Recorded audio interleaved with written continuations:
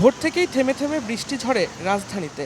এতে পথঘাট ভিজে টানা গরম থেকে স্বস্তি মিললেও ভোগান্তি বেড়েছে নগরবাসীর।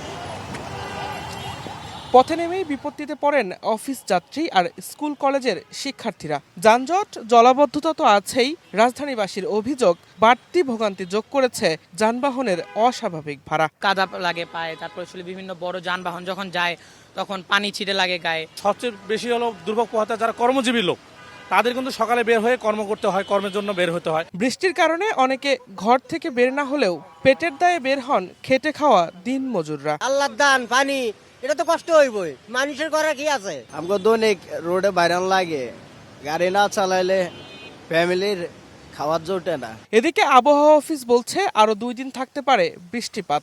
এছাড়া পার্বত্য অঞ্চলে রয়েছে পাহাড় ধসের আশঙ্কা।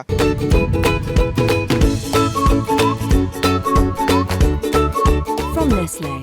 24 ঘন্টার প্রায় 91 মিলিমিটার বৃষ্টি হয়েছে। এছাড়া দেশের দক্ষিণাঞ্চলে প্রায় সব জায়গাতে বৃষ্টি হয়েছে। এটা হয়তো আরও একটু ইন্টেন্সিফাই হতে পারে, সেক্ষেত্রে হয়তো এটা গভীর নিম্নচাপ হওয়ার সম্ভাবনাও রয়েছে।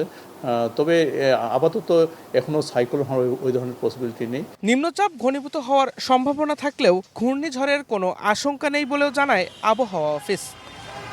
দিন মোহাম্মদ সাব্বির, সময় সংবাদ, ঢাকা।